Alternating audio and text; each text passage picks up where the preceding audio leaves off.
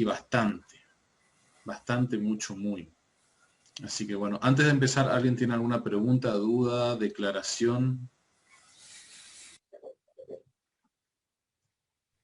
Yo quiero agradecerle porque la verdad es que resultó muy entendible el parcial.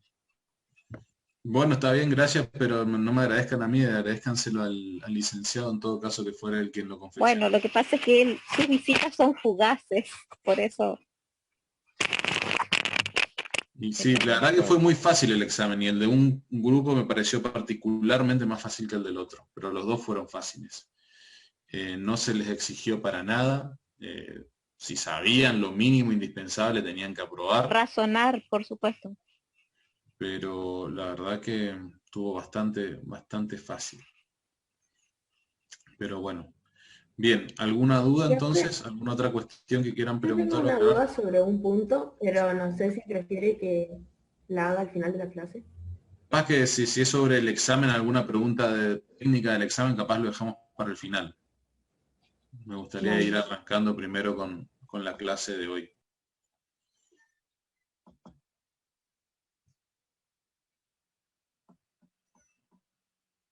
Así que bueno, vamos a ver, vista de lectura, presentación de diapositiva. Estaba pensando qué fácil que sería si yo fuese youtuber y entendiera cómo manejar todo esto. Creo que me voy a hacer youtuber.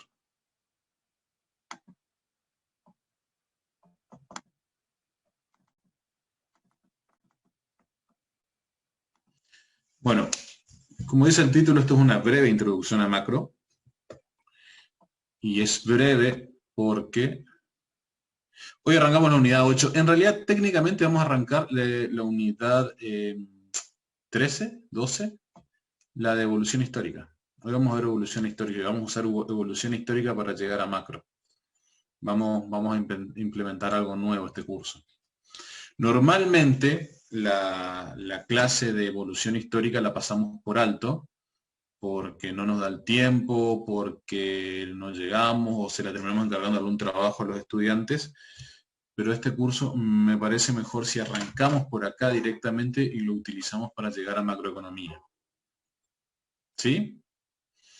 Bueno, ¿qué tal andan en historia ustedes? Bastante. Bastante. Bastante bien. Mañana Bastante rendimos. mal. ¿En qué Bien, pero historia? vamos, profe. Segunda pregunta, ¿en qué y 50 y 50? Más o menos, diría el chino, ¿eh? La pregunta siguiente es, ¿en qué historia andan bien o mal? ¿Cuántas historias hay? Porque a ver qué es lo que ustedes entienden por regular en ninguna mañana. Vamos a ver. ¿Con quién rinden mañana? Sergio Núñez. Con la cátedra de Pitágoras, con Sergio Núñez. Con Núñez. Yo rendí hoy, profe. ¿Con quién? Introducción con José Luján. Qué grande, Luján. Con Alegre, otro grande. Fueron mis profesores ellos. Bueno, vamos arrancando entonces. No perdamos tiempo. Historia. Ustedes, esto es para que se vayan haciendo una idea de qué tan atrás vamos a ir. Cuando le digo que vamos a ir atrás, es atrás en serio. A ver, según lo que estuve investigando, aprendiendo hace un tiempito a esta parte, había sido que el hombre, obviamente no conoció el dinosaurio, pero tenemos un par de millones de años encima ya. Hace aproximadamente 2,5 millones de años aparece lo que, me estaba por ir más atrás, pero decidí arrancar desde acá, desde el Homo sapiens. ¿Y por qué decido arrancar desde el Homo sapiens? ¿Por qué? Ustedes ven acá, tenemos las diferentes edades, el paleolítico, que data desde 2 puntos, bueno, debería tenerlo mejor, les pido disculpas. Va desde 2,53, en realidad, acuérdense que nunca nada de esto es exacto, 2,5 millones de años atrás, hasta el 10.000 antes de Cristo aproximadamente. Entre el 10.000 y el 8.000 antes de Cristo tenemos la etapa que no figura acá, porque no encontré una mejor imagen, que es el Mesolítico, que es la que a nosotros más nos interesa para este punto, y a partir del 8000 hasta el 3300 a.C. tenemos el Neolítico, ¿sí? Que también va a ser importante, que va a terminar con la edad del... No, perdón, del 8000 a.C. hasta el 5000, que arranca la edad de los metales, y de la edad de los metales hasta el 3300, cuando aparece la escritura, que ahí vamos a tener ya, donde empieza la historia propiamente dicha. Y por lo tanto la primera de las edades, que es la edad antigua. Así que vamos. ¿Qué yo les digo que es importante esto de la prehistoria? Porque nosotros a veces tenemos la errada concepción de que la economía es algo que nació hoy, que nació con los griegos, que los griegos fueron los primeros economistas y cosas parecidas, cosas como que le aparecen a ustedes en el programa. Ustedes ven su programa y para ustedes la economía empezó con los griegos. Y eso yo le voy a poner un rotundo no. ¿Por qué? Porque, a ver si alguno de ustedes me puede decir ya la definición de economía, que es la ciencia. Habíamos dicho que una ciencia, si bien no existe todavía la ciencia como tal, es el estudio de los métodos que tenemos para resolver los recursos escasos frente a las necesidades. Exactamente, frente a necesidades infinitas. Bien. Ahora, todos podríamos pensar que cualquier animal hace semejante ejercicio, o sea, aunque en realidad no, eso no es una de las cosas que nos diferencia de los animales de a pie. Ellos tienen hambre y van, los sacian como pueden, no planean, no especifican, no se organizan de determinada manera.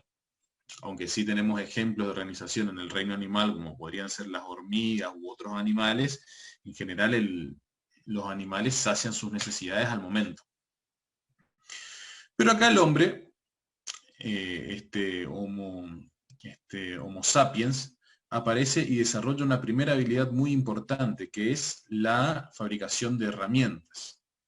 Empieza a fabricar herramientas muy rudimentarias, son piedras afiladas con determinada forma, que las utilizan para más que nada la caza y la recolección. Estos Homo sapiens se van a diferenciar particularmente en los periodos, este periodo que es el... perdón, me trabó todo. El paleolítico, del neolítico, por la manera en que ellos confeccionaban sus herramientas. Pero en realidad hay una cuestión que es mucho más importante. Si uno presta atención en realidad, la manera en que hemos dividido las edades de la historia tiene más que ver con la organización estadual. Cómo los estados se han forjado. En este momento no hay estado, hay una cosa, un humanismo muy nómada, que se va de un lugar al otro recolectando. Tenemos un cambio climático constante, vamos de aquí para allá buscando lugares más cálidos. Cuando empieza a hacer mucho frío nos metemos en cuevas, empieza a aparecer el arte, tenemos el arte rupestre, aunque eso va a aparecer un poquito más adelante para la edad del Mesolítico. Lo importante es saber una cuestión muy fundamental, y es que desde acá, desde ya, aparece la organización. Existen quienes se dedican a la caza, existen quienes se dedican a la recolección, a la pesca, al cuidado de los chicos, a todo. Cada uno empezamos a tener división del trabajo. Y es el primer concepto económico que vamos a encontrar, la división del trabajo. Exactamente. No, Mati, le está errando grande. Acá los egipcios ni pinchan ni cortan. Los egipcios no son nadie.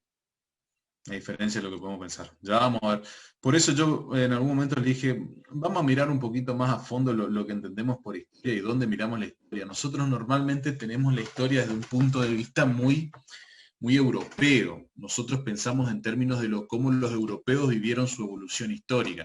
Si bien aquí no vamos a ver, vamos a seguir un poco las líneas generales, vamos a tratar de mirar un poquito más para el costado, a ver qué es lo que estaba pasando en el mundo. ¿Sí? Y lo importante es que ahora nos quedemos con esta idea. Seguimos. A continuación tenemos el Mesolítico. El Mesolítico, de unos 10.000 años antes de Cristo, empiezan a aparecer las primeras comunidades sedentarias. ¿Qué es lo que pasa? Se empieza a terminar la última glaciación que vivió el planeta Tierra. Esto también empezó a aparecer el trigo, el mijo, la cebada, el sorgo, el maíz en América, y varios de estos cultivos empiezan a propiciar no la plantación en sí como la conocemos hoy, pero empiezan a aparecer las primeras plantaciones, empiezan a aparecer las primeras comunidades sedentarias. ¿Qué quiere decir esto? Que además empieza a aparecer otro concepto muy incipiente, todavía no muy desarrollado, que es el de propiedad. Y esto lo vamos a ir viendo, cómo va evolucionando a lo largo del tiempo. Este concepto de propiedad va a empezar a generar las primeras civilizaciones. Cada uno tiene las herramientas, elementos, empiezan a aparecer nuevos bienes que antes no existían, empiezan a aparecer las herramientas para cultivar, las hoces, algunas armas de guerra en forma de lanza. Empieza a aparecer el Mesolítico, es un periodo de transición que dura muy poquito relativamente hablando, pero es un periodo muy, muy importante porque es donde el hombre empieza a sentarse, empiezan a aparecer estas sociedades incipientes. Ya para el Neolítico, empieza a aparecer las sociedades de una manera más desarrollada. Ya tenemos herramientas de tipo pulida, que es la principal diferenciación. Empiezan a pulirse las herramientas, empezamos a tener sociedades más cercadas, como ya no podemos trasladarnos de un lugar al otro, empieza a aparecer otra necesidad. Antes, si nosotros nos atacaban, era algo tan sencillo como irnos. Podíamos correr hacia cualquier parte y nos íbamos, pero ahora tenemos plantaciones, tenemos herramientas, tenemos casas, tenemos que defender. Entonces empiezan a aparecer estas sociedades que se empiezan a proteger, empiezan a construir sus ciudades amuralladas. Y ahí empieza a aparecer el mito de la ciudad de Jericó, como una de las primeras ciudades más antiguas, ubicada en lo que sería hoy Palestina. Y acá tenemos que quedarnos con esta idea. La idea de que ahora vamos contando, propiedad, tenemos producción, tenemos organización. Fíjense todos los conceptos que hemos desarrollado en este tiempo, y estamos a muchísimo tiempo de que aparezcan los griegos todavía. En el 5000 tenemos la edad de los metales, ¿sí? Aprendemos la metalurgia. En realidad, en términos económicos, en este momento no es que van a haber muchos avances del tipo económico, más que nada del tipo bélico y técnico también van a haber muchos, pero nada que en particular nos interese. Acá sí. Obviamente, durante la edad de los metales se han desarrollado dos conceptos fundamentales. Dos conceptos fundamentales que recién los vamos a entender o los vamos a poder percibir nosotros el día de hoy desde la escritura. Y estos dos conceptos son el derecho y la contabilidad, o la economía en términos generales. Así que durante esta última edad, este último periodo, aparecen. ¿Y por qué les digo que aparece el derecho? Acá tenemos uno de los ejemplos de lo que es la escritura más antigua, que es la escritura cuneiforme. Y si ustedes prestan atención, ¿qué es lo que se está representando en estas tablillas? Si ustedes miran un poquito, van a ver que hay muchos palitos. Y estos palitos lo que están representando son cuentas. Números. No números, cosas. En realidad sí, representan una cantidad numérica, pero a través de cosas. Es como que yo te ponga, acá tengo una vaca, 2 vacas, 3 vacas, 4 vacas, 5 vacas, 6 vacas, así. ¿Por qué? Porque ellos necesitaban ya, a este punto, ya necesitaban llevar registro de los bienes que poseían. Y como poseían bienes, claramente tenían un derecho de propiedad. Es más, no lo tengo acá en las diapositivas, pero hay otras escrituras igual de antiguas que se conocen, que son las escrituras cilíndricas, las cuales se escribían a modo de sello. Entonces yo podía sellar, era un cilindro que yo lo pasaba y sellaba algo, en términos de propiedad. Entonces van a aparecer la economía y el derecho como las disciplinas más antiguas, ya reflejadas desde este momento en la escritura. Estamos hablando de 3.300 años antes de Cristo. Imagínense que hay muchas civilizaciones que todavía ni existen. Ya existen los egipcios, claramente, pero la escritura es anterior a la escritura egipcia, inclusive.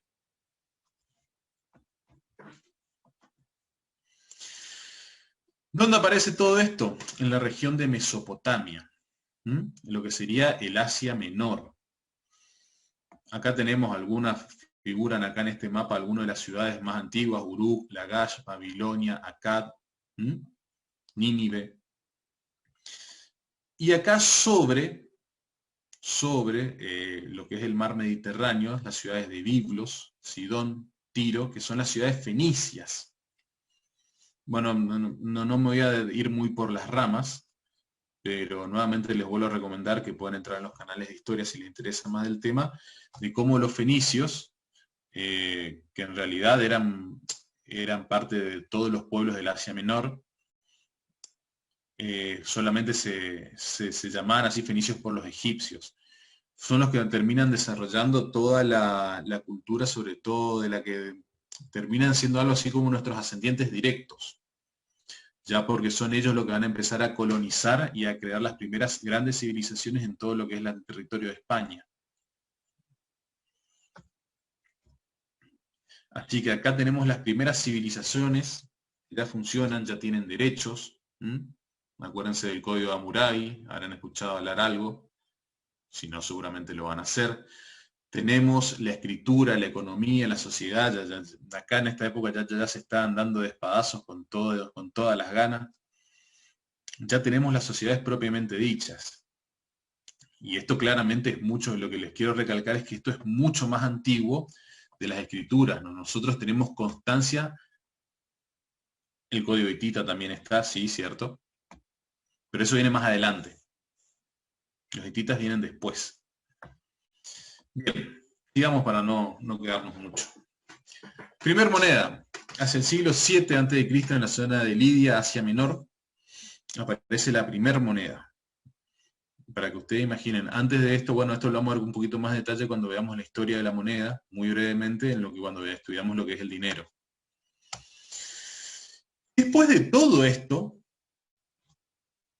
mucho tiempo después, al poco tiempo de la aparición de la civilización griega, va a aparecer este hombre. Este hombre que es Jenofontes. ¿Quién es Jenofontes? ¿O quién fue Jenofontes? Jenofontes fue un militar griego que no le fue muy bien, porque fueron de expedición a toda la zona de Asia Menor y fueron en calidad de mercenarios, si mal no recuerdo, y los terminaron barriendo a palos, así que tuvieron que volver. Narra su epopeya en la retirada de los 10.000, de la cual formó parte, y volvió a Grecia. ¿Qué es lo que pasa? Como militar que era, él estaba enfocado en la estrategia. Y él es el que escribe y plasma por primera vez el término economía. El economo, que venía del término griego nemien. Nemien quería decir administrador. Ico, woiko, quiere decir casa u hogar. Entonces le habla de la administración de la casa. No se olviden de que hay que determinar ahora qué era la casa para los griegos. Los griegos se vivían en clanes, entonces la casa era un clan donde tenían una gran administración, habían varias familias y tenía el pater, tenía un pater familias que era más propio de la romana, pero que ya existía en la sociedad griega. No va a ser tiempo después, pero no mucho, hasta que viene Aristóteles con su economía política. ¿Y por qué dice política? ¿Y por qué nosotros estudiamos economía política y no economías a secas? Estudiamos economía... Sí. Yo tengo los principales pensamientos griegos que usted dio al comienzo de clases, cuando recién estábamos comenzando, que Xenofón era desde 430 a 355, ¿puede ser? Antes de Cristo. Sí, puede ser. Le saca un año a la imagen que está poniendo ahora. Y después de eso, o antes, sigue Platón y después Aristóteles. Aristóteles, disculpe. Sí. Está bien. Supongo que me puedo haber confundido un año, puse un año mal. Y en cuanto a lo de Platón y Aristóteles, Platón es anterior, a Platón directamente me lo estoy saltando porque no me parece relevante. ¿Sí? Así que vamos a hablar de Aristóteles directamente. Además, si ustedes miran la siguiente diapositiva, ya ni siquiera hablamos de Grecia, hablamos de Roma. Ujú. Solamente me estaba guiando porque justo vi el nombre y se me hizo conocido, que escuchamos una vez en la clase y busqué y era así. Está. Gracias. Bien, seguimos entonces. ¿Por qué era importante la economía política? Porque entendían que la polis era la unidad económica. Desde acá ya nace la idea del Estado y la economía. ¿Mm? Ya empieza a haber esta idea del Estado como la economía, como la casa a administrar. Entonces ellos tienen una idea de economía basada en el Estado, en las ciudades-estados griegas. Acuérdense que los griegos no eran una nación, pero no eran un Estado único. Los griegos tenían muchas ciudades-estados, cada uno con sus normas, cada uno, y ellos eran como una nación que a veces se peleaban entre ellos y a veces se juntaban entre todos para ir a pelear con otro, básicamente. Hasta que aparecen los romanos. Los romanos empiezan a expandirse por toda Europa, África, Asia Menor, y empiezan a tomar mucho de la cultura griega. Es más, si uno mira, por ejemplo, los dioses romanos, eran los mismos dioses griegos, nada más que le habían cambiado el nombre. Y estos romanos también van a entender a la economía como un Estado. ¿Qué pasa? Ellos básicamente basaban su economía en la conquista. Ellos conquistaban territorio, cobraban impuestos, se empezaban a manejar con otros términos imperiales y un expansionismo muy, muy grande. Pero acá, durante el tiempo del Imperio Romano, va a tener lugar un hito sin precedentes. No te me duermas, Nicolini. Ya va a llegar lo bueno, no te preocupes. Porque acá vamos a saltar de los romanos y nos vamos a ir al otro lado del mundo. La dinastía Han. Al 200 a.C., más o menos, si no le estoy errando, aparece la dinastía Han, que son estos chinitos que ustedes ven acá muy simpáticos.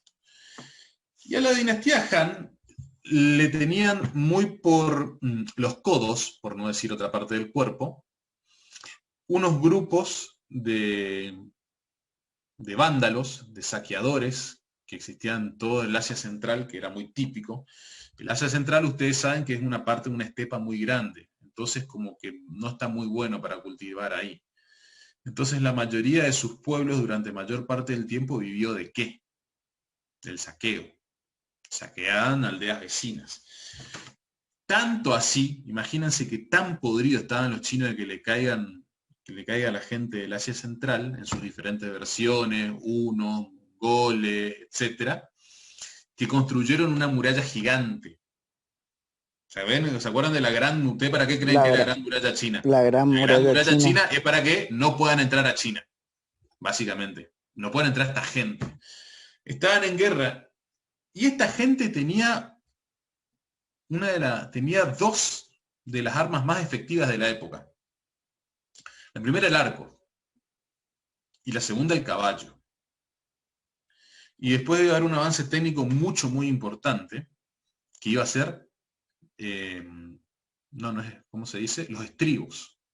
Porque gracias a los estribos, aunque parezca una tontería, ellos podían sentarse en el caballo y disparar la flecha al mismo tiempo, cosa que los hizo prácticamente invencibles. Cuando este emperador, primer emperador de la dinastía Han, estaba bastante harto de que le estén saqueando a cada rato, mandó a uno de sus emisarios, cuenta la historia, a un pueblo vecino a ver qué podía conseguir, qué podía negociar. Al tiempo vuelve su emisario, básicamente como Dios lo trajo al mundo, porque volvió sin nada, con una crotera bastante importante, muy lastimado, y no había conseguido nada. Como yo supongo que el emperador no era un tipo muy simpático y no le gustaba que le caigan con fracasos, él se inventó un éxito. Él dijo, te traigo una oportunidad. Y es que yo vi algo muy interesante en estas tierras que fui a mirar, y es que esta gente tiene unos caballos, y tiene unos caballos muy buenos. Y yo creo que estos caballos nos pueden llegar a servir para defendernos de estos invasores. Y así fue. Empezaron el comercio con este reino vecino, que no me sale el nombre ahora, y gracias a los caballos que consiguieron, pudieron hacer una incipiente armada y lograron expulsar a los invasores. Entonces, el emperador chino dijo, qué interesante, ¿qué más podemos traer de afuera? Dijo. Así fue como nació la ruta de la seda.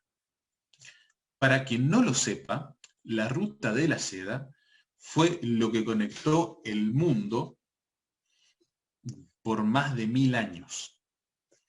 Fue el eje del comercio mundial. Y esto lamentablemente es algo que poco lo vemos cuando estudiamos historia, porque es muy interesante.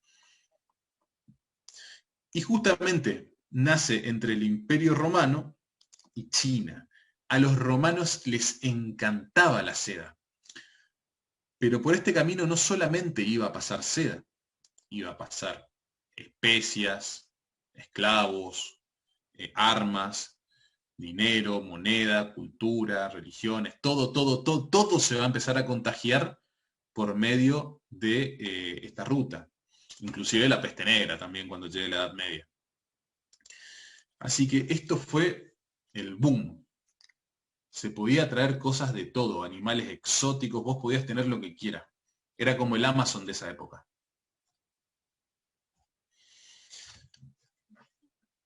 Pasó. Bueno, me falta una diapositiva. Bueno, a el Imperio Romano. Acuérdense ustedes, ¿se ve lo que estoy marcando con el mouse? ¿Sí se ve? Bueno, Sí, acuérdense acá Sí, se que ve. acá había una división. El Imperio Romano de Oriente y el de Occidente. El de Occidente, que es el que está en Roma, en Italia, y el del Oriente, que estaba acá, en toda la parte en Constantinopla, con su base en Constantinopla, y ocupaba toda la otra mitad. Cae el Imperio Romano de Occidente, o sea, el del oeste. ¿Qué pasa ahí? La debacles. ¿Por qué caen los pueblos? Bueno, venía un grupo, como por acá ya no estaban pudiendo entrar mucho, entonces los hunos, estos grupos de vándalos del Asia Central, empiezan a irse hacia el oeste y empiezan a empujar. Y empujan. Entonces todos los pueblos que andaban por acá se empezaron a ir para allá. Entonces cuando quisieron entrar a Roma, y casi que entran a Roma, pero no pudieron, pero quedaron tan debilitados que al final los pueblos bárbaros del norte de Europa terminaron entrando en Roma y haciendo desastre. Cayó el imperio. ¿Bien? Para hacerla corta. ¿Qué pasó a partir de ahí? A partir de ahí empieza la Edad Media. ¿Qué va a pasar en esta Edad Media? En esta temprana Edad Media, primero vamos a tener un sistema feudal. ¿Qué va a pasar con la economía? Y bueno, el comercio va a quedar ahí, medio truncado. ¿Por qué? Porque no hay que comerciar. Se cayó el imperio. Nadie produce nada. Se fue todo a la debacles. Entonces, van a empezar a aparecer estos nobles, algunos reyes incipientes que a cambio de poder titularse rey van a ceder prácticamente todo su poder, y van a empezar el sistema de casta. Vamos a tener a los militares, al clero, vamos a tener a los vasallos, cuidando, y a poco después va a empezar a aparecer una incipiente burguesía. ¿Sí? ¿No me están aburriendo mucho hasta ahora? ¿Qué va a pasar? No, Está bárbaro. No viene de 10 hermosa para la exposición. historia. Bueno, me alegro. ¿Qué va a pasar? Bueno, acá van a empezar a pasar dos cosas. Primero, el comercio. Tiene que empezar a reactivarse el comercio. Y a partir que se reactive el comercio, se va a empezar a crecer en técnica y en capacidad. Acuérdense que está todo muy en la debacle, se cayó todo, ¿no? Acuérdense ustedes que el Imperio Romano era prácticamente todo. Entonces, muy de a poquito Y como no hay nada, estamos en una economía de subsistencia. Esta gente, la gran mayoría, está abocada al cultivo, a actividades muy, muy, muy concretas, porque no pueden, les reitero, no pueden no pueden comerciar de momento, tienen que alimentarse, hay unos pocos señores feudales que controlan los territorios, controlan a base de fuerza y a cambio. Pero a medida que empieza a aparecer el comercio nuevamente, empieza a aparecer otra cosa, empieza a aparecer la acumulación, es decir, la división de tareas a nivel internacional de una forma un poco ricardiana, si se quiere. Entonces, esta nueva aparición del comercio, empieza a aparecer la acumulación. Como empieza la acumulación, empieza a haber excedente de bienes, se empiezan a aparecer los oficios. Y estos oficios de la alta edad media van a empezar a aparecer la burguesía, muy, muy de a poquito va a empezar a aparecer la burguesía. Y esto va a empezar a dar cuenta de un nuevo comercio, una nueva prosperidad, que no se va a ver muy realizada. Y nuevamente voy a volver al camino de la seda, que nunca se cortó, en realidad siempre siguió existiendo. El tema es que esta vez ya no había más que comerciar desde Europa. Esta nueva acumulación, estos nuevos comerciantes, estos nuevos alfareros, estos nuevos orfebres que estaban apareciendo, empiezan a tomar notoriedad. Claro, como hay más gente ahora que produce el alimento, hay alimento suficiente para que otra gente se pueda dedicar a otros oficios. Y ahí van a empezar a comerciar. Y ahí se va a volver muy, muy, muy importante este señor, el Imperio Mongol. ¿Quiénes eran los mongoles? Los mongoles eran un pueblo del Asia Central que hacia el siglo XIII, con el famoso Gengis Khan, comenzó una política expansionista, como no se había antes, el imperio más grande del mundo. Ellos conquistaron literalmente toda Asia, en toda su extensión, y por poquito no llegaron a Europa. ¿Qué pasó con esto? Acá se conoció algo para el 1400 que se denominó la Pax Mongola. Habían logrado establecer el sumum del control. No hay problema, Viviana. Entonces era seguro transitar la ruta de la seda. El comercio se empezó a explotar más que nunca. Y es acá, en este momento, donde las grandes ciudades de Italia, sobre todo, empiezan a volverse ricas, muy, muy ricas gracias al comercio. De acá que aparecen Verona, Venecia, Florencia. Bueno, empiecen a ver las obras de William Shakespeare y están todas ahí estas ciudades. ¿Y por qué? Porque empieza a aparecer el capitalismo comercial. Este capitalismo comercial que se basaba justamente en la capacidad de comercio. Entonces esto surge en la Baja Edad Media, empieza a haber un comercio como nunca, empieza a haber una riqueza, una acumulación, una prosperidad como no se veía desde los tiempos de los romanos. ¿Siguen hasta acá? ¿Qué otros hitos históricos se van a dar en esta época? Bueno, finalmente, este es un mapa de las rutas comerciales que había en la Edad Media. Fíjense ustedes que llegan por todos lados. El norte de África van haciendo puerto, desde India venían especias, desde la China la seda, desde África animales, esclavos. Se comerciaba desde todas partes. Bien, toda esta área se empieza a volver muy rica. ¿Qué pasaba en España? ¿Y por qué les hablo de España puntualmente? España, no se olviden que mucho tiempo, durante la Edad Media, estuvo bajo control musulmán. Es más, casi la totalidad de España estuvo bajo control musulmán. Si ustedes prestan atención a estos puntos aquí, al norte, fíjense que es como que aquí al norte están los puntos de comercio y hay una ruta que baja por aquí hasta Granada y se vuelve a distribuir. Y eso es por una razón, porque aquí arriba estaban los reinos cristianos y abajo estaban los musulmanes. Por de momentos a veces también entraban acá cosas por la España musulmana, digámosle. Pero va a pasar algo muy importante. Algunos el final de la Edad Media, en 1453, con la caída de Constantinopla por el Imperio Otomano. El Imperio Otomano se consolida.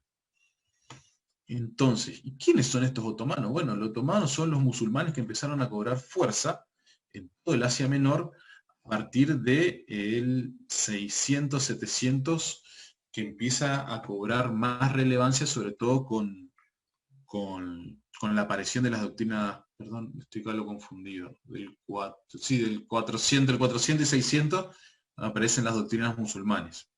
Y esto va a empezar a dar un nuevo sentido de identidad y a la larga esto va a beneficiar a la aparición del Imperio Otomano. Bien, estos otomanos conquistan Constantinopla y la convierten en la actual Estambul. Del otro lado del mundo, no tan del otro lado, aquí en España, en este punto que yo les estoy marcando acá, estaba el último reducto musulmán de la península ibérica, que era el reino nazarí de Granada. En 1492 fue entregada a los reyes católicos, Fernando e Isabel, por su último califa, su último emir, que fue, no me acuerdo, pero fue uno de estos que estaba por ahí, lo siento, no me viene ahora a la memoria.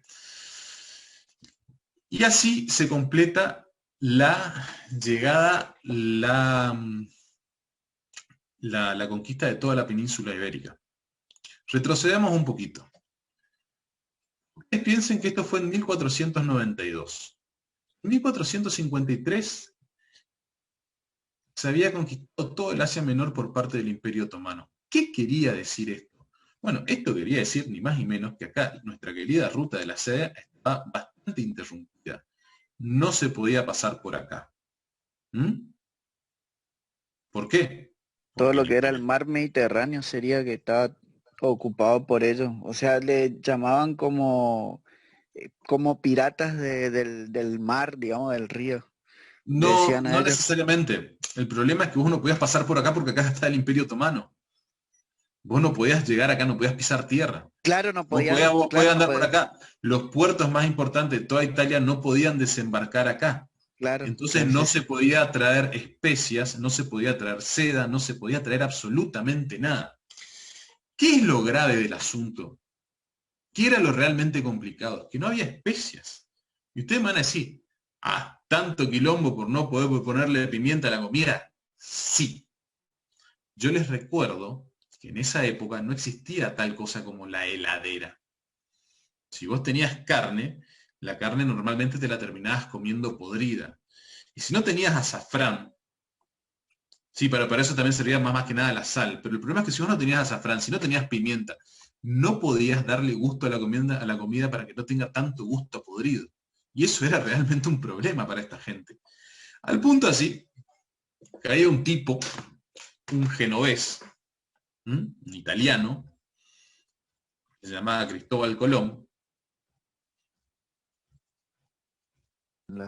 Ahí vienen las populares. Esta que en parte se realidad, pone.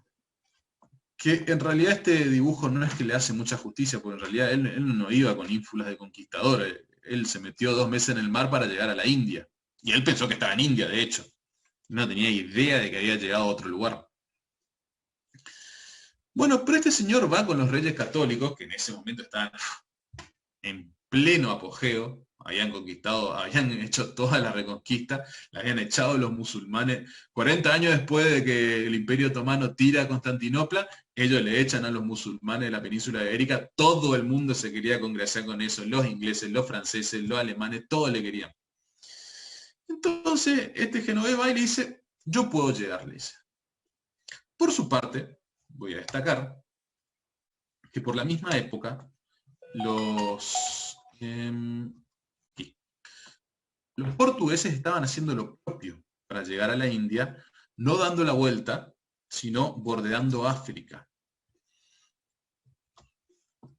Por eso es que ellos se volvieron muy influyentes todo en el tema del comercio de esclavos. Sobre todo. Bien. Hasta acá esto fue algo así como una introducción a todo el tema, porque ahora vamos a empezar con las doctrinas económicas propiamente dichas. Igual, de cualquier manera, voy a recalcar que realmente me parece importante entender todo esto, porque a veces nosotros pensamos que la economía salió de un repollo, y la verdad que no. La economía, como la conocemos nosotros, fue yendo y viniendo entre diferentes teorías, subidas, bajadas de imperio, formaciones de diferentes estados, de diferentes tipos de estado. Ahora vamos a hablar un poquito del estado, de ver qué es el estado. Eso no quiero mencionar mucho ahora. Y bueno, llegamos a la edad moderna, que bueno, moderna ya no tiene mucho que digamos, pero bueno. Mercantilismo. Bueno, que yo hace un rato les hablaba del capitalismo comercial. Bueno, el capitalismo comercial tiene como consecuencia directa el mercantilismo. ¿Qué es este mercantilismo? El mercantilismo tiene como características principales la acumulación de metales preciosos, la balanza comercial favorable y la fuerte intervención del Estado, fuertes impuestos aduaneros. Vamos a hablar un poquito del Estado ahora. Yo les mencioné hace un rato que, a ver, ¿dónde podemos verlo? Aquí. Se ha terminado la Reconquista. La Guerra de los 100 años también estaba llegando a su fin. Y también se está terminando, bueno, toda la parte de Alemania siempre fue una mutación constante de pueblos que van y vienen, ¿no? Pero acá aparece un concepto de Estado nuevo, la monarquía absoluta. Le toi, c'est moi. El Estado soy yo. Lo que quiere decir que yo concentro en una persona todo el poder público. Todas las funciones del Estado, la función ejecutiva, legislativa y judicial. Aunque normalmente vamos a terminar delegando algunas de estas funciones, pero a mejor conveniencia, ¿no? Aquí esta es la época donde andan todos así con esos peluquines nada raros y andan todos medio con unos trajes medio particulares. Entonces, como estos monarcas absolutos tienen el total control y además empiezan a tener algo, todavía no vamos a llegar a la época imperialista en sí, pero empiezan a haber estos imperios que se empiezan a formar, empiezan a tener colonias. Y como tienen colonias, ¿ellos qué piensan? Dicen, bueno, yo creo que la riqueza se encuentra en la acumulación de metales preciosos. Entonces yo para conseguir metales preciosos tengo que tener una balanza comercial favorable. La balanza comercial la vamos a estudiar más adelante, así que no se frustren con eso todavía. Pero básicamente es el documento donde yo dejo constancia de lo que vendo y lo que meto. De lo que vendo y lo que compro. Entonces, si yo vendo más de lo que compro, estoy acumulando metales, estoy acumulando riqueza. Para eso yo necesito una fuerte intervención del Estado, porque el Estado es el que comercia, no otros. Y porque el Estado es quien comercia con las colonias. Entonces, bajo este concepto, las colonias solamente van a poder comerciar con sus estados. Es decir, España solamente va a poder, Argentina solamente, o el Virreinato del Río de la Plata solamente va a poder comerciar con España. Toda la zona de Nueva Inglaterra con Inglaterra, y así sucesivamente. Y claramente fuertes impuestos aduaneros, porque como yo quiero vender más de lo que compro, a los bienes que vienen de afuera le voy a poner impuestos para que no sean competitivos. Para que ustedes vean que no son ideas nuevas. ¿Cuál es el problema? Uno de los problemas fue que Europa se inundó de oro por la conquista de América. Y eso llevó a tambalearse a este sistema. ¿Sí? Entre otras cosas, destacar, este mercantilismo va a ser una de las causas directas de nuestra independencia, por ejemplo, porque si ustedes se ponen a pensar, nuestra independencia, ¿por quién estuvo apoyada, entre comillas? Por todas las otras potencias. Justamente por todas las otras potencias que comerciaban en el plata. Que querían comerciar, no podían. Bueno, claro, en realidad es relativo, claro. porque se conoce que Buenos Aires era un puerto de contrabando, ¿no? Pero claro, bueno, ya vamos a llegar ahí.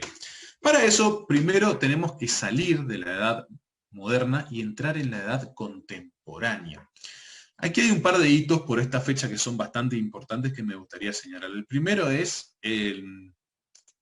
la Revolución Francesa. La Revolución Francesa marca definitivamente el fin de estas monarquías absolutas, que se empiezan a encaminar a nuevas formas de Estado, ¿sí? Bajo sus preceptos de libertad, hermandad y igualdad. ¿Sí?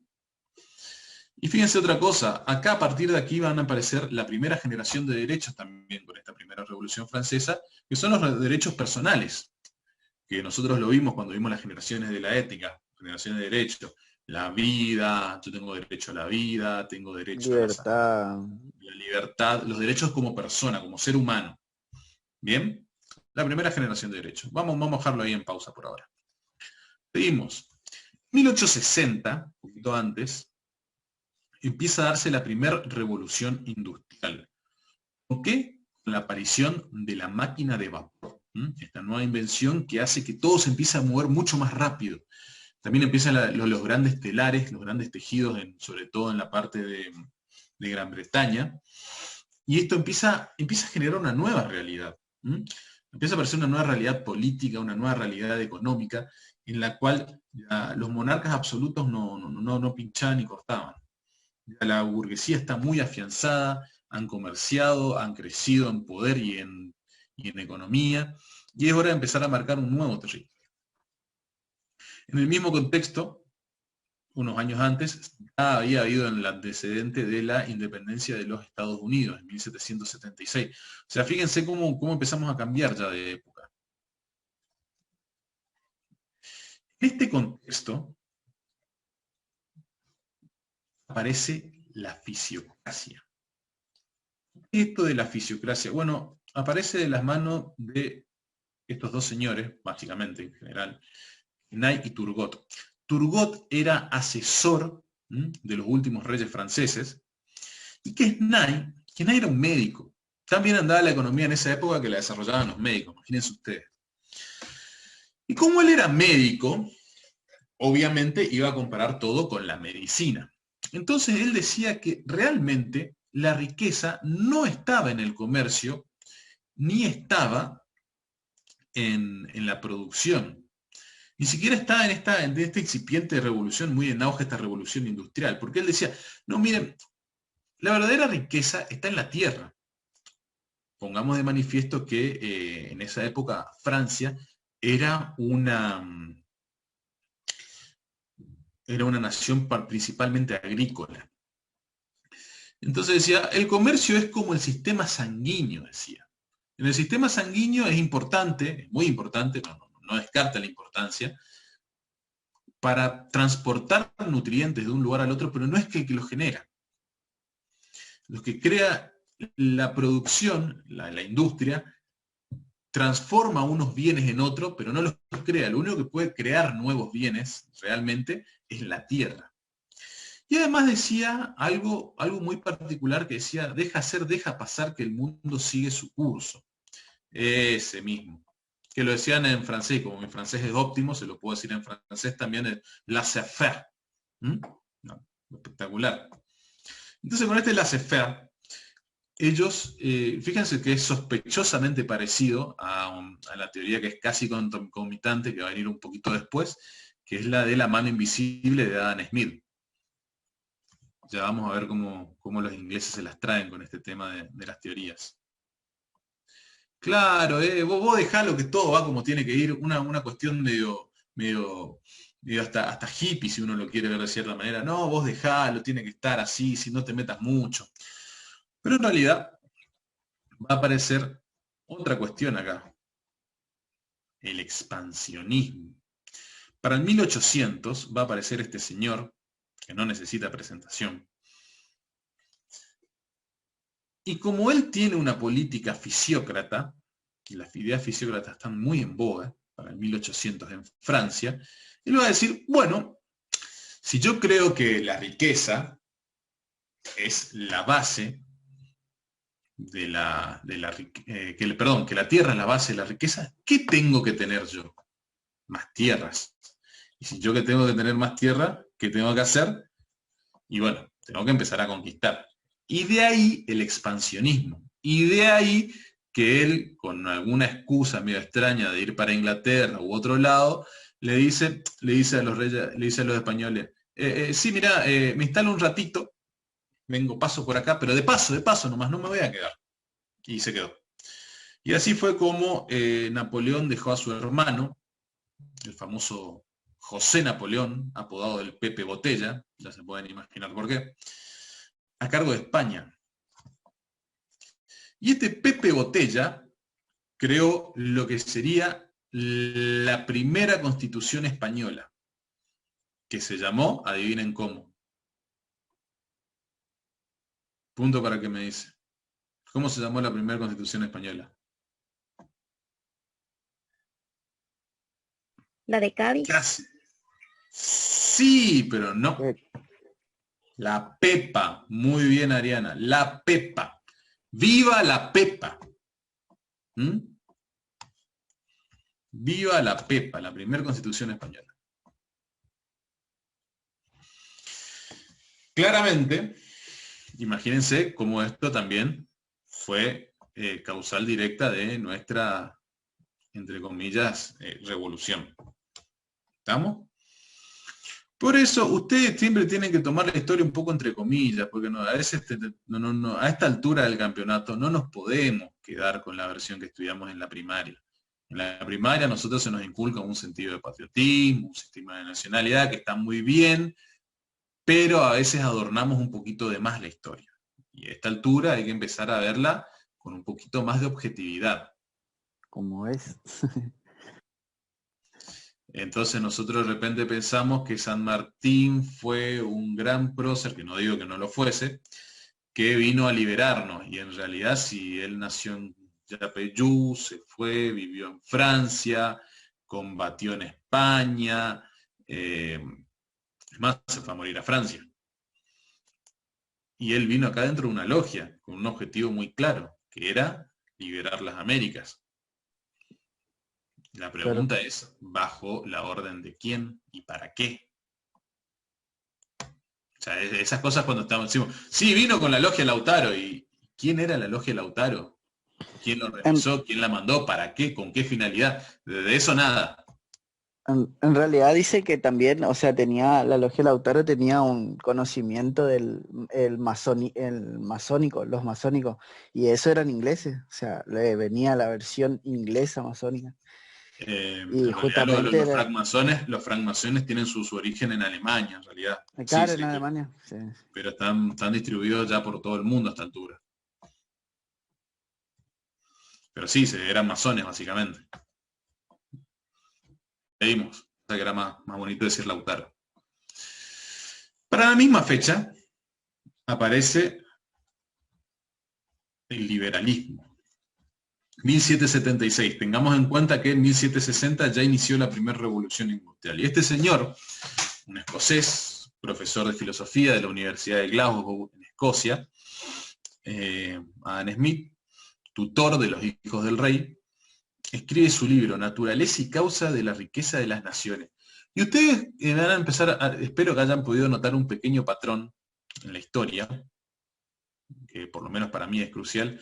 No importa quién hace qué, importa quién lo escribe. Fíjense ustedes.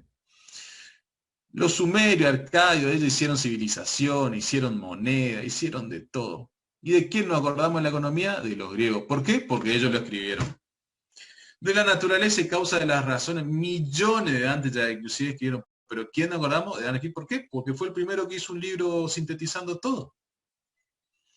Y así sucesivamente. El día de mañana, ¿de qué nos vamos a acordar de historia? Y bueno, y capaz nos acordemos de la historia y la cultura de, no sé, de los estadounidenses, porque son los que más hacen película hoy en día.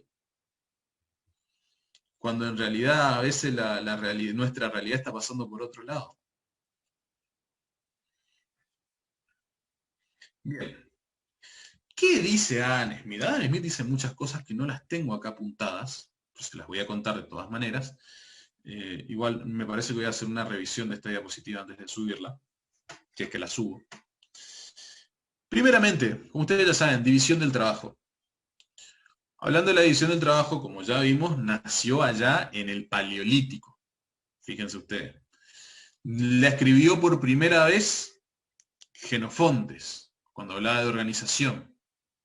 La practicaron muchísimas culturas a lo largo de la historia, pero ¿a quién le atribuimos técnica y ¿cómo se llama? Adam Smith. Adam Smith. Bien. Pero bueno, ahí está. En su libro La teoría de la división del trabajo. ¿En base a qué? Base que en esta revolución industrial él visita una fábrica donde ve que uno estira el cable, el otro corta el alambre, el otro le saca punta y dice, bueno, esta especialización hace que se produzca más. Bien, chocolate por la noticia. Habla de la mano invisible, que es sospechosamente parecida a la CFR. Pero lo más importante que postula Adam Smith, en realidad, es el Estado gendarme. Este nuevo estilo de Estado que va a empezar a aparecer. ¿Y qué dice? Dice que el Estado no tiene que intervenir en la economía. Que el Estado tiene que estar para 3 o 4 cosas. Y digo 3 o 4 porque depende según a quién agarren, suman o restan. Administración de justicia, defensa, seguridad y puede agregarse cualquier otra obra pública que ningún particular vaya a realizar por sí mismo. Es decir, si un puente es muy costoso para que un particular lo pueda realizar o le sea redituable, entonces el Estado sí tiene que aparecer para realizar ese puente. ¿Se entiende? Y esto va a empezar a marcar el hito de estos nuevos estados, de estas repúblicas, de estas que van a empezar a aparecer de a poco.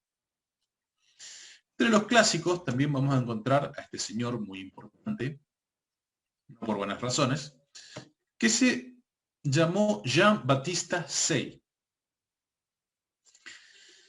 ¿Y qué es lo que postuló Jean-Baptiste Say? Él decía que la oferta creaba su propia demanda. ¿Qué quiere decir esto? Esto quiere decir que todo lo que yo lo pongo en el mercado se va a comprar. Si yo produzco 100 y ofrezco 100, voy a vender 100. ¿A ustedes les parece realista eso? No. No, claramente. Cualquiera de ustedes sabe que eso no es realista. Bueno, para este señor y a mucha gente le parecía que sí. Por eso, si alguien iba a pedir crédito a un banco, ni le pedían un plan de negocio, le decían, toma la plata. Era sentarse a tomar un té. En este contexto, va a aparecer este señor. ¿Por qué? Volvamos un poquito. Esto de la primera revolución industrial no estaba saliendo del todo bien. No para la mayoría, por lo menos. Acuérdense que en el año 1800 tenemos nosotros. ¿Qué pasó en el 1800? Tenemos el imperialismo en su pleno auge, tenemos las colonias, tenemos todas las colonias en África, en Asia, en América. Bueno, las colonias de América van a empezar a independizarse de a poco, pero hay otras colonias que siguen subsistiendo. Y en base a este comercio, el nivel de producción era tanto que el señor Carlos Marx empieza a notar esto. Y él dice, acá hay un problema con cómo distribuimos. Porque la mayoría de la torta se la está llevando el empresariado y la clase proletaria no tiene para subsistir. Él decía el proletariado porque tenía muchos hijos, mucha prole. Y decía que esto iba a llevar a una fricción y a una lucha de clases que iba a terminar desembocando en la caída del sistema capitalista. Y razones no le faltaban para pensar eso. Y fue por eso que a este señor lo corrieron de Alemania, lo corrieron de todos lados, básicamente. Termina en Londres, curiosamente, cuna del capitalismo, termina expresándose y escribiendo. Lo importante acá es destacar que él ya estaba viendo algo. Él ya estaba viendo algo con este problema. Ellos ya estaban empezando a anticipar que ¿qué? La distribución. Y el problema no era el sistema de mercado. El problema no estaba en el mercado. El mercado como sistema de asignación de bienes venía bastante bien. El problema era la acumulación del capital. Si ustedes agarran inclusive autores modernos como Piketty, italiano, hablan de este problema y de cuáles son las posibles soluciones. Y esto es algo que ya lo hemos mencionado en algún momento en clase, el problema de los factores productivos. Si yo soy Juan de los Palotes, yo cuento con mi trabajo y nada más. Ahora, si yo tengo capital, ese capital produce a la par mío. Yo puedo no trabajar. Si yo tengo tierras, produce renta. Y eso me permite acumular capital que lo reinvierto a la vez. El problema es que si yo sigo con este ciclo, tarde o temprano, yo voy a tener mucho dinero y el resto de la sociedad nada. Y ni siquiera nadie me va a poder comprar. Y todo el resto va a estar pobre. Y vamos a tener un problema serio. Y esto ya se estaba viendo. ¿Por qué esto no se termina de ver? ¿Por qué esto no explota como decía Marx que iba a explotar? Bueno, básicamente no explota por esto, la segunda revolución industrial. La segunda revolución industrial, que no me voy a detener a explicar acabadamente las revoluciones, por favor, busquen Alemania. después, sean un poquito más curiosos, pero tenemos invenciones, personalmente la fuente de combustión del petróleo, la principal de muchas innovaciones técnicas de la época, van a empezar un nuevo proceso de industrialización. En este nuevo proceso de industrialización iba a estar capitaneado por nada menos y nada más que Alemania. Ahora, Alemania venía de unos periodos bastante complejos y convulsos, y venía de unas guerras también. Unas guerras que, sobre todo con Francia y otras regiones, o sea, es bastante complicada, yo les sugiero que miren algún video sobre el tema, pero básicamente ellos terminan terminan arrebatando a Francia las colonias de Alsacia y Lorena. Y les hacen firmar la rendición y consolidan el Estado alemán, el gran imperio alemán, el Segundo Reich, en un tratado de Versalles. Se firmó en el Palacio de Versalles, donde se consolida el primer imperio, el segundo imperio alemán. El primero es el Sacro Imperio, y este sería el Segundo Reich. Este Segundo Reich, vemos acá la foto, no es el emperador, no, quien ustedes están viendo en pantalla no es el emperador, Filipo I. Quien ustedes tienen en pantalla es el mariscal Otto von Bismarck. Otto von Bismarck fue la gran figurita de este siglo. Si ustedes me digan quién fue alguien que marcó el siglo XIX, fue este señor. ¿Por qué? Porque en plena revolución, en segunda revolución industrial, él empezó a ver cosas que nadie más veía. Los procesos de colonización alemana en Asia y en África. Él empezó a ver este problema del que estaba hablando Marx. Y no se olviden que para este entonces ya empezaron a aparecer las asociaciones comunistas, anarquistas. ¿Y qué hizo este hombre? Bueno, para finales del siglo XIX, para 1880 y tanto, 1882 si no me falla la memoria, abren la democracia. Una incipiente democracia en Alemania y empiezan a otorgar derechos. Y empieza acá, así, la segunda generación de derechos, los derechos sociales. Derecho al trabajo, a la sanidad, a las reuniones, derecho a congregarse. Entonces, en vez de entrar en conflicto con estos sectores, él decide darles oxígeno, abrir una válvula. No es que él fuera muy partidario y muy feliz con concederle derecho al pueblo, pero lo vio necesario. Entonces, empieza a conceder y empieza esta segunda generación de derechos que conocemos, que arranca acá, que nosotros lo vemos reflejado en el artículo 14 bis de la Constitución. Y de esta manera logra que Alemania se potencie. Y Alemania se potencia tanto que empieza a competir con Inglaterra. Y las fricciones se veían venir a lo lejos. Tenemos dos potencias que empiezan a crecer de manera desmesurada y una nueva tecnología que va a aportar nuevas armas de guerra. Y mucha gente ansiosa de probar esas armas. ¿Qué sucede? Muere Filipo I, sucede a su hijo que fue relativamente irrelevante porque estuvo poco tiempo, y aparece Filipo II, su nieto. Este Filipo II, para 1894 aproximadamente,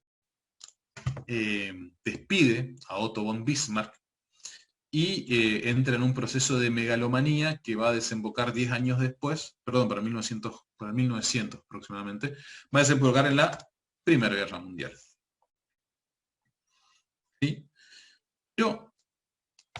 importante acá es que nos quedemos con lo siguiente. Aparición de los derechos sociales y la segunda revolución industrial, donde se reinvertiría mucho de este dinero para el progreso económico. Entonces, Segunda Guerra Mundial. ¿Qué pasa? Segundo periodo entre guerras. Va a aparecer esto. Fíjense ustedes todo el tiempo que pasó desde Adam Smith, del liberalismo, que a finales de 1800 pasaron más de 100 años. Claro, en estos 100 años pasaron muchas cosas. Pasaron guerras, revoluciones industriales, pasaron apariciones de derechos, y eran como válvulas de escape. Esto tarde o temprano, pasaron la Primera Guerra Mundial, pero esto tarde o temprano iba a pasar. Esto no había forma de evitarlo, esto era una consecuencia necesaria. La caída de valores, las crisis de stock. Y acá vamos a dar inicio a la macroeconomía. No nos llevó nada una horita de clase nomás, de revisión histórica. ¿Qué sucede? Con lo que ya veníamos comentando, empieza a suceder la crisis del stock. Es decir, las empresas producían más de lo que podían vender. El sistema de acumulación había derivado en una sociedad que ya estaba satisfecha, no podía adquirir más bienes y servicios, sin embargo los bienes y servicios seguían produciéndose. Esto hace desatar una reacción en cadena que hace quebrar todas las bolsas y por lo tanto tira al caño todas las economías. Gran crisis. ¿Estamos? ¿Me siguieron hasta acá? Acá, con esto, finalizaríamos lo que es evolución histórica. Rápidamente vimos liberalismo, socialismo no lo vimos en sí, más que mencionarlo a Marx un poco de sus ideas, pero podría decir que lo vimos un poco. Vimos fisiocracia y vimos mercantilismo. Y historia en general. ¿Vamos hasta acá? ¿Alguna duda? ¿Preguntas? Perfecto. Bien. Si no hay preguntas, continuamos. Para esta altura de la historia, la mayoría de los estados son democracias, son repúblicas o son monarquías parlamentarias o cosas similares. Eso de los poderes absolutos quedó bastante atrás. Vamos a empezar a ver el estado, ya tenemos el estado moderno consolidado, inclusive en Alemania, que pasaba por tiempos convulsos. ¿Y qué va a pasar? Bueno, como otro dato de color me gustaría comentarles que, como todos ustedes saben, como un poquito de venganza, ¿cómo finaliza la Primera Guerra Mundial?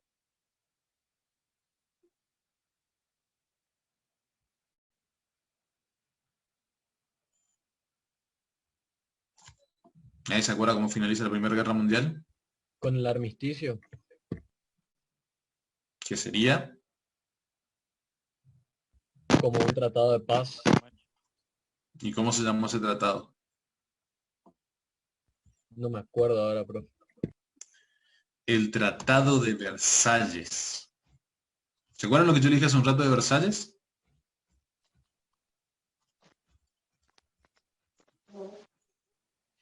El Tratado de Versalles, el primero, una reunión de Versalles, donde se considera el Imperio Alemán, donde Alemania se queda con las colonias de Alsacia y Lorena.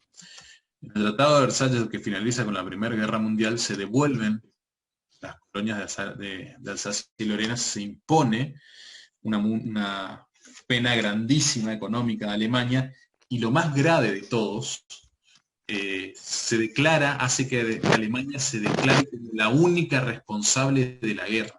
Esto constituye una ofensa muy grande. O sea, la guerra es tu culpa. Todo esto que pasó es tu culpa. Me vas a tener que devolver las colonias y vas a tener que encima pagarme muchísimo de indemnización. Imagínense ustedes cómo estaban los alemanes. Estaban que echaban humo. Pero ya vamos a volver sobre eso. Aparece en el medio la crisis económica que golpea a todo el mundo. Alemania sufría en una inmensa pobreza y, para colmo, con la moral muy, muy decaída. escenario ideal para que aparezca un Hitler cualquiera, o Hitler, propiamente dicho. ¿Qué va a pasar? Nuevamente, estos escoceses se las traen. Puede ser este señor, que se llama John Maynard Keynes, que escribió un libro, primero en realidad escribió un ensayo, escribió muchos ensayos, era un catedrático, y entre esos ensayos él hacía un análisis del Tratado de Versalles, donde decía que las consecuencias del Tratado de Versalles y haber humillado de tal manera al pueblo alemán iba a traer consecuencias muy, muy graves. Y no se equivocó. Pero otro de los ensayos que tenía era un ensayo sobre la teoría general del empleo, el interés y el dinero. Que Profe, disculpe, ¿cómo dijo el nombre de este personaje? Personaje. John Maynard Keynes. Perdón. John. Sí. Maynard Keynes. Lo pueden buscar, debe estar fácil. Bueno, ¿qué es lo que dice? Bueno, el presidente Roosevelt de Estados Unidos le llama y le dice: escuchame, Keynes, vos hablaste algo sobre el tema este del quilombo, ¿qué se puede hacer? Así bien en criollo le dijo. Y entonces, muy en criollo, este personaje le dijo: usted tiene que crear el departamento de enderezar bananas. ¿Y cómo funciona este departamento de enderezar bananas? Fácil. Usted va a contratar una cuadrilla de trabajadores que va a cavar un pozo por la mañana y la República de Weimar ya pasó. La República de Weimar es de entre 1919 y 1922. 1918, 1922, por ahí. Eso es la República de Weimar en Alemania. A ver, bueno, me estoy mezclando, pero es anterior de los 20. La República de Weimar termina con el gobierno nazi.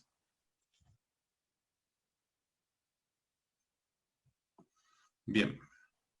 Volviendo al tema, el del departamento de enderezar bananas, iba a haber una cuadrilla de empleados encargados de crear un pozo a la mañana y por la tarde iba a venir otro diferente a taparlo. Es decir, la idea que decía este hombre era: la banca está quebrada, los trabajadores no tienen un peso, los bancos están fundidos. ¿Quién cuerno va a levantar la economía? Y el único que tiene espalda para levantar la economía es el Estado. De aquí que empieza a pensarse en términos macro. Empiezan a pensarse en términos de ciclos económicos, en términos de desocupación, en términos de inflación. A partir de aquí va a aparecer la macroeconomía, ¿sí? Con este señor. Porque antes todos los análisis económicos eran en términos micro. Cuando yo iba a pedir préstamo a un banco, nadie se preguntaba por la tasa de actividad del país, nadie se preguntaba por la inflación, nadie se preguntaba por nada. Se preguntaban: ¿y cómo hace tu proceso productivo? Sí, va a hacer tanto, va a vender, sí, está todo perfecto, toma la plata. A nadie le calentaba si había inflación, desempleo, si había crecimiento, etcétera, etcétera. ¿Sí? Hasta que aparece este hombre, hasta que se fundió todo y dijeron: che, capaz que le tendríamos que prestar atención. Vamos entonces. A partir de acá va a aparecer nuevamente la teoría de la intervención del Estado en la economía. Si prestamos atención, a lo largo de la historia, esto ha sido un ir y venir entre no interviene el Estado, interviene el Estado. No interviene el Estado, interviene el Estado. Es como un péndulo que va y viene a lo largo de la historia.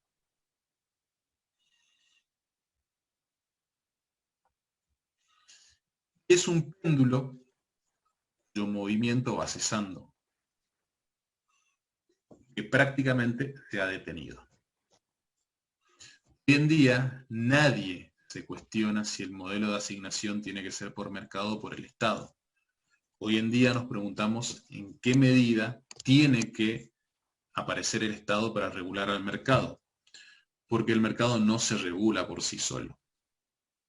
No existe la mano invisible, no existe el laissez-faire, ni tampoco existe el conejo de Pascua ni Papá Noel. Lamento. Son una ficción.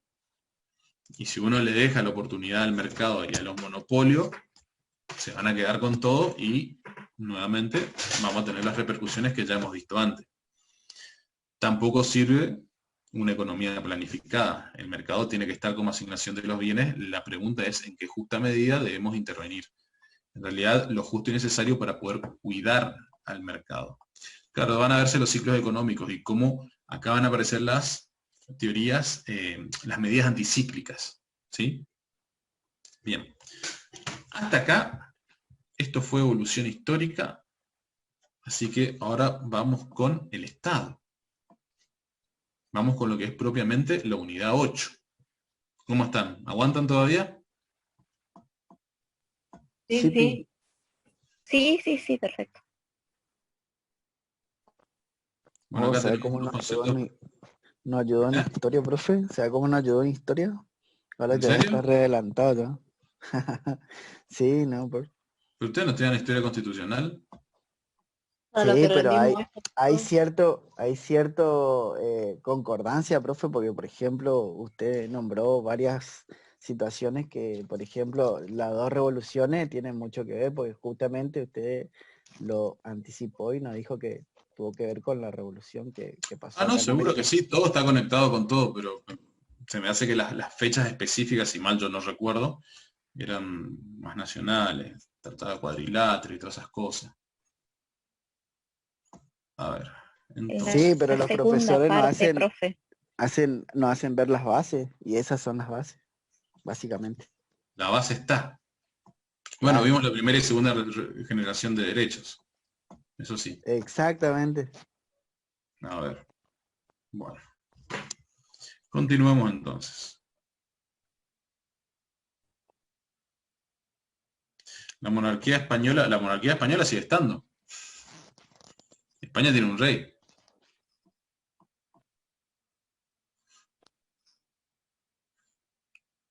Después podemos hablar, si quieren, de la monarquía española.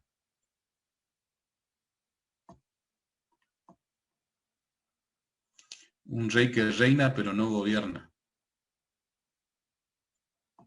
¿Por qué el rey reina pero no gobierna?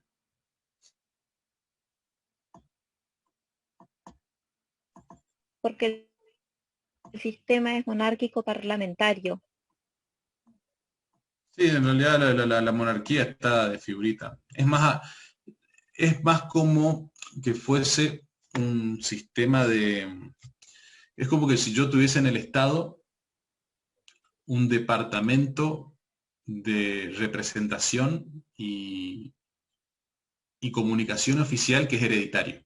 Eso es la monarquía. Porque no hace nada. Lo que sí tiene un detallito no menor es que el rey es inviolable, ¿eh? Claro, Sí, todavía sigue gozando de algunos beneficios sí, ese, o ese hace, derechos. hace un poquito de agua la teoría ahí, pero porque el rey puede matar a alguien y no va a ir preso, ¿no? Claro, exactamente. Es muy complicado.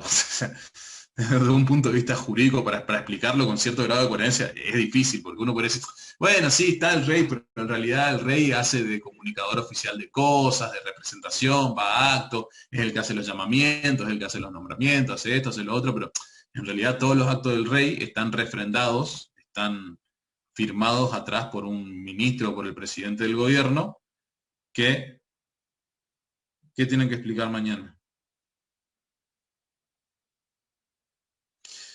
Eh, Tiene que estar Mañana refrendado, que es el que se hace responsable. La monarquía parlamentaria es fácil. La monarquía parlamentaria, ustedes, a ver, la mayoría de los estados, salvo el nuestro, no eligen presidente. No se elige al poder, a la función. Oye, ¿saben qué? Ya estamos entrando en tema. Olvídense. Estado. Da la casualidad, miren ustedes. ¿Qué es el Estado? El Estado es el territorio jurídicamente organizado. ¿Estamos? Ya de paso repasen. Entonces, tenemos tres elementos: territorio, población y gobierno. Estado no es lo mismo que gobierno. Por eso tenemos formas de Estado y sistemas de gobierno. Hoy en día, casi de manera indiscutible, pese a todas las cuestiones históricas del poder que antes venía de Dios, etcétera, etcétera, etcétera, ¿dónde recibe el poder? Bueno, decimos que el poder reside Del en pueblo. el pueblo. ¿Bien? Entonces, el pueblo es quien cede su poder al gobierno. Este gobierno puede adoptar varias formas. Pueden ser monarquías, repúblicas o gobiernos de facto. ¿Sí? ¿Me siguen hasta ahí? Detalle, y esto es muy importante, y grábense en la cabeza, y el que le diga lo contrario le pegan. Pero así le pegan, sacan así tipo un garrote y le pegan. El poder no se divide. Se divide en las funciones. El poder es único. ¿Quién tiene el poder? El Estado. El El pueblo, perdón. El pueblo tiene el poder. Entonces, el poder no se divide. Se dividen sus funciones. Función ejecutiva, función legislativa, función judicial. ¿Sí? Ojo con eso. Si fuese profesor constitucional, de cajón es una pregunta. Aunque no sé qué. Aunque a veces, también es cierto, no. Pero ojo, no se guíen por esto para rendir su examen de mañana o lo que sea, porque a veces no, algunos docentes no hace falta tampoco que le den tan Profe, fina atención a los términos. Puede ser que le digan así. Tampoco está profe, mal. Sí. ¿en un gobierno de facto el pueblo también le cede el poder al gobierno? No. Claramente. No, Ah, como estaba ahí, No, esto es un gobierno de estado. facto entre... No. Estos son otros. Esto está a manera de ilustrar, por así decirlo. En los gobiernos de facto se toma a través de las Fuerzas Armadas, ¿sí? Y en las monarquías absolutas, está a través del poder de Dios. Pero en realidad, en los gobiernos de facto también hay algo del que el pueblo le da el poder. En términos prácticos, siempre es el pueblo, cada persona la detentadora del poder. Y si bien toman por la fuerza, existe un pueblo que lo permite, ya sea por acción u omisión. ¿Mm? Y acá toman, y nosotros en nuestra historia sabemos mucho de esto. ¿Mm? ¿Se entiende esto o no? El pueblo no cede el poder, pero lo deja ceder, lo deja tomar. Las Fuerzas Armadas lo toman por su parte, pero es el pueblo también quien lo permite. Quien de alguna manera reconoce este gobierno. Porque sin reconocimiento de los súbditos, ningún Estado puede tener el poder. De la misma manera, cuando tenés una monarquía, existe el reconocimiento de parte de los súbditos del Estado, que en ese monarca reside el poder. Bien, volvemos. Entonces, lo que se dividen son las funciones. Tipos de Estado. Y acá quiero hacer un parate. Los tipos de Estado son unitarios, confederados y federales. Nosotros tenemos un pequeño error en nuestra Constitución. Acá está. La Constitución argentina adopta para su gobierno la forma representativa, republicana y federal, según lo establece la presente Constitución. Si algún día alguien se los pregunta, este federal no debería estar acá, porque federal es una forma de Estado, no de gobierno. Hay como un pequeño mix ahí. Bueno, pero ¿qué es lo que pasa con los estados federales? Los confederados. Si bien no hay una división del poder, hay un fraccionamiento del mismo.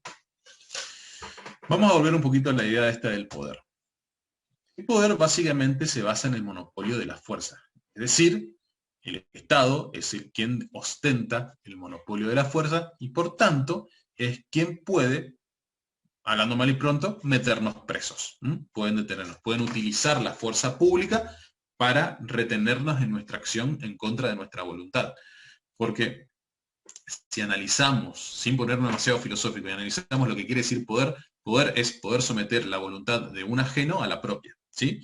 Entonces, ¿no? El Estado tiene la capacidad de someter nuestra voluntad. Si nosotros, ¿a través de qué? O sea, nosotros tenemos ese poder que lo delegamos a través del monopolio de la fuerza. Es decir, nosotros, toda la sociedad, acordamos no utilizar la fuerza, no utilizar la justicia por manos propias y cedemos el monopolio de la fuerza y la justicia al Estado, como base de partida.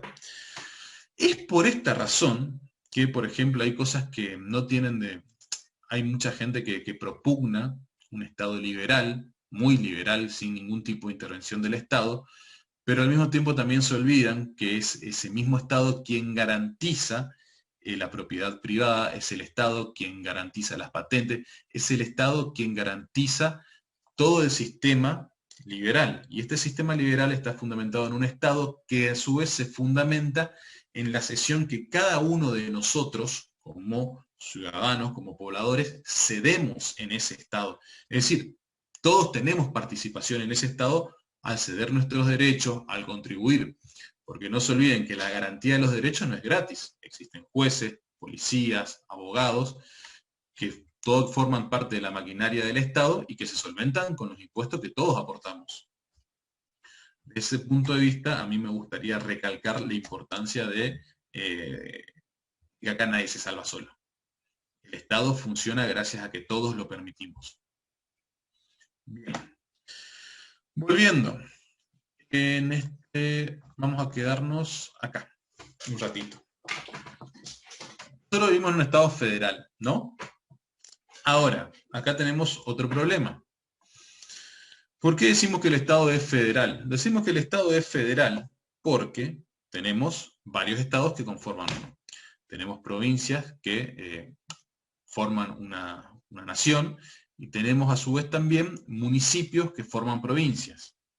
Aunque en realidad la unidad base es la provincia, ¿no? Pero también reconocemos estados municipales a través de la Constitución. En teoría, la Constitución Nacional y la Constitución de Corrientes, a su vez, reconocen expresamente las provincias, los municipios como Estado. ¿Cuál es el problema del municipio como Estado? Que no existe monopolio de la fuerza. No existe de manera alguna. Tiene una función legislativa, tiene una función administrativa, pero no tiene una función judicial ni monopolio de la fuerza. Y antes de que alguien diga nada, un juez de paz no es un juez. Un juez de paz es un funcionario administrativo. Pregunta. Ustedes van por la calle y los detiene un agente de tránsito. ¿Qué pasa? ¿Qué pasa si los detiene un agente de tránsito y ustedes están en infracción? Multa. Secuestro. Los puede multar, les puede aplicar una sanción administrativa. Eso es correcto. Bien. Supongamos que ustedes cruzaron un semáforo en rojo. Y nos multan, nos pueden sacar el vehículo, Sí, pero nos pueden detener. Pero Pregunta. está penado también en el Código Penal como conducción peligrosa. ¿Perdón? Ni voy a contestar a eso. Burrada, no voy a contestar. Por favor, a leer el Código Penal.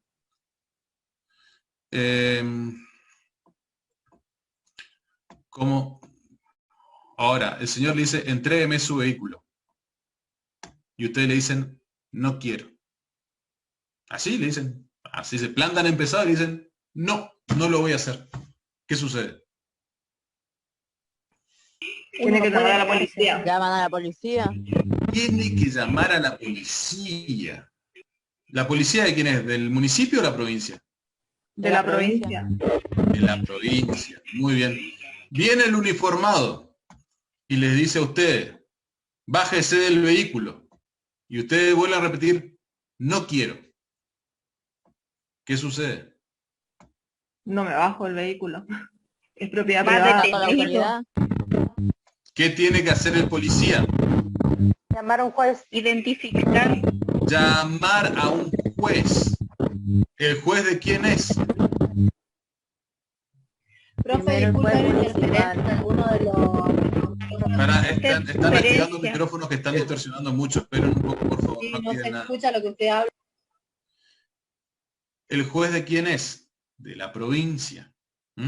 Del estado provincial. En ningún momento el municipio cuenta con las herramientas suficientes para poder aplicar la normativa que tiene. ¿Se entiende esto ahora? Esto para que vislumbremos un poco esto de cómo funciona el federalismo, el Estado, la división de funciones y el fraccionamiento del poder. ¿Sí? Profe, pero eso pasa en todas las provincias, porque Hay provincias que no. La policía te lleva preso si es que te no quiere entregar el auto, lo que sea. Pero sigue siendo primero que sigue siendo la policía provincial. En ningún caso ningún caso es una fuerza municipal. Empecemos por ahí. ¿Sí? Profe, yo tengo un Segundo. caso, si me deja contar, que me pasó en alcoholemia. No, Pero se es nos tira una- mucho la clase, Mati, lo siento, mirá. Para la próxima lo charlamos. Dale, Pero Profe, se me va la hora. ¿Qué? profe, y por ejemplo, si la policía caminera es la que te para, Sin, ellos sí te pueden... Sí, te corto. Les corto, chicos, porque realmente da para mucho el tema. A ver, esto es fácil. Ya lo van a ir viendo cuando ven penal, cuando ven diferentes instituciones. Nadie puede obligarlos a nada. A ver, a menos que esté dentro del Código Penal, no los pueden detener así nomás. Empecemos por ahí. Segundo, revisen lo que dice el Código Penal. Conducción peligrosa no está en el Código Penal, sí está en los códigos contravencionales. ¿Está? No les puedo decir mucho más ahora, porque se me va la hora y yo quiero terminar. Quiero contestar antes de que termine la clase lo que me están... Claro, sí, lo que les estoy enfatizando yo es que siempre responden al Estado provincial, nunca al municipal. El municipal, técnicamente hablando, no es un Estado, por más que la Constitución lo reconozca como tal. Bien. Además, el auto se considera como extensión del domicilio, así que necesitan orden judicial para bajarlo y qué sé yo, un despelote. Y ningún policía le está por llamar a un juez a cualquier hora para decirle, mirá, tengo acá un punto suspensivo que no se quiere bajar del auto. ¿Me mandás una orden judicial? Sí, señor agente de policía, ¿cómo no? Le voy a mandar ya mismo una orden judicial. No, eso no pasa. Así que bueno, podría pasar, técnicamente hablando podría pasar, pero no pasa. Lo más cercano es cuando la aduana, bueno, pero eso es otro tema aparte, no voy a entrar ahí. Cuando se extiende la zona aduanera. Miren, volviendo. ¿Qué era lo que me preguntaban sobre su examen de mañana? Les contesto rápido, a ver si les puedo ayudar. Que era sobre la monarquía parlamentaria. En las monarquías parlamentarias, en la mayoría de los estados, lo que pasa es el siguiente. El pueblo vota parlamento, vota a los legisladores. Los legisladores son quienes designan al poder ejecutivo, que se elige de entre los legisladores. ¿Sí? Lo mismo pasa, por ejemplo, en la monarquía de España. En España se elige parlamento, se elige diputados y senadores. Dentro de estos se promueve, se elige al presidente del gobierno. Es decir, que el presidente del gobierno y los ministros son, en su mayoría, el presidente sí o sí, y la mayoría de los ministros son legisladores. Y el rey los nombra. El rey los nombra. Es el rey quien hace de decir, es así. Perfecto. Viene un embajador propio, por favor apaguen los autos. Veo los micrófonos. Rogelio. ¿Cómo te fue en el examen, Rogelio?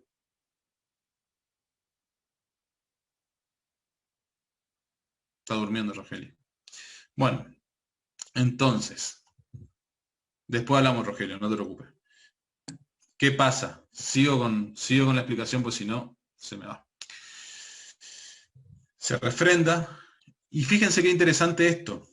Es todos los actos del rey están, todos los actos políticos, administrativos del rey, porque el rey se lo considera la cabeza, el jefe del Estado, según la Constitución, pero todos los actos del rey están refrendados. ¿Qué quiere decir? Que hay alguien, un ministro, el presidente del gobierno, un diputado, alguien que firma ese acto dándole validez.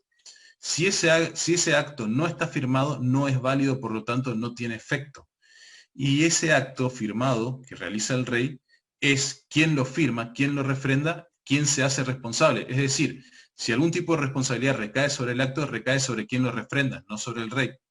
Pero si no es refrendado tampoco tiene efecto, o sea que en los términos prácticos el acto es como que lo estuviese realizando el otro. Eso el rey está como de vocero real. ¿Mm?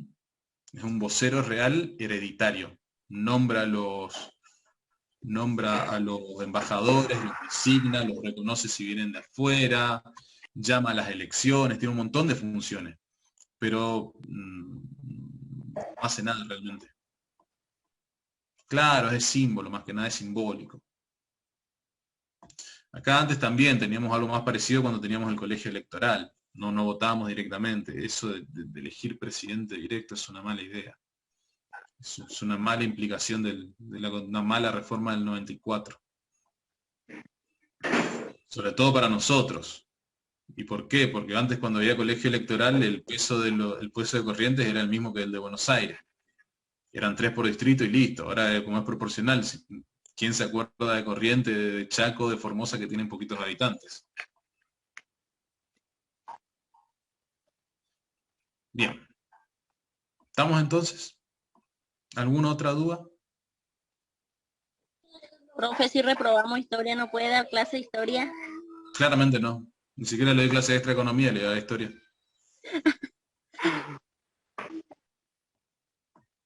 Profe, ¿le puedo preguntar lo del examen?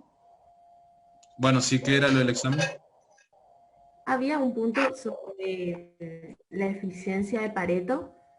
Sí, sí, algo tenía de eso era. No entiendo cuál es, no me acuerdo qué decía el examen, pero se lo resumo muy fácil lo de Pareto. Lo voy a explicar de vuelta, porque lo podés decir de las dos formas. Depende de cómo lo digas. Creo que usted había dicho que a usted no le gustaba esa teoría, ¿puede ser? Sí, no me gusta, pero eso no le deja de ser válida en términos científicos. Bueno, claro, yo me acordé en el examen de la teoría porque usted había explicado, también había dicho como que no le gustaba, entonces por eso la pude responder bien porque me acordé de la explicación y de lo que usted había dicho. ¿Quiere que le lea lo que... A ver, léeme, a ver. específicamente en la respuesta? Sí, a ver. Yo pensé que era la que decía que no es posible mejorar el bienestar de alguna o alguna de las personas sin empeorar el de ninguna otra u otras. Eso yo Claro, pensé eso que está era mal. la correcta. Depende de cómo lo mires. Y te voy a explicar por qué. Porque según Pareto, y en realidad depende de dónde te pares. Si vos te parás acá, o si vos te parás acá. ¿Entendés? La podés leer de las dos formas. Entonces, si yo me paro acá, es posible mejorar la situación de uno sin empeorar la del otro. Ahora, si yo me paro acá, no es posible mejorar la situación de uno sin empeorar la del otro. En este punto yo estoy en eficiencia. En este punto yo estoy en ineficiencia. Por eso, depende, no me acuerdo ahora, pero de última lo revisamos. Y la consigna, la verdad que no especificaba. La consigna dice, la eficiencia paretiana se alcanza. Yo pensé que se confundió y puso la consigna, una de las opciones que quería poner como opciones en la consigna, pero no sé. La eficiencia, si yo soy eficiente según, mira, si yo soy eficiente según Pareto, es porque estoy parado acá. Acá yo estoy siendo eficiente, ¿verdad? Porque tengo la máxima de recursos utilizados. Si yo estoy siendo eficiente, no puedo